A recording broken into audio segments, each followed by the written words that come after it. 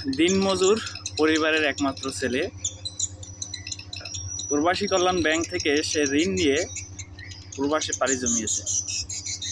সে জানতো না যে সে দালালের খপ্পরে পড়ে তার জীবন শেষ হয়ে যাবে। সে অনেক বড় আশা নিয়ে সে দালালের খপ্পরে পড়ে সৌদি আরব পাড়ি জমায়, কিন্তু অবশেষে তার কাজ না পেয়ে দালাল তাকে নিয়ে অনেক ধরনের আশ্বাস দিয়ে তাকে নিয়ে কাজ দিতে পারে না। অবশেষে সে না খেয়ে রাস্তায় মারা যায়। সত্যি নিউজটা দেখে মানে নিজেকে বুঝতে পারতেছি না যে আসলে যারা দালালি করে তারা মূলত শিক্ষিত, তারা কিন্তু কেউ অশিক্ষিত না।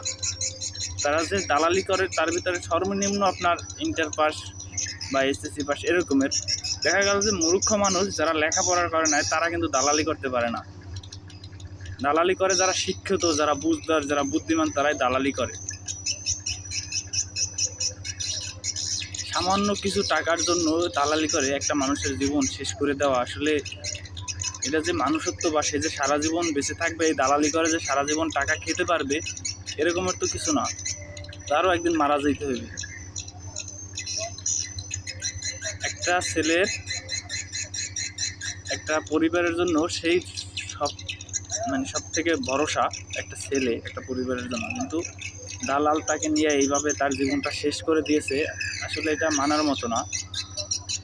তবে যারা বিদেশ আসবে ভবিষ্যতে চিন্তা ভাবনা করে আসবেন।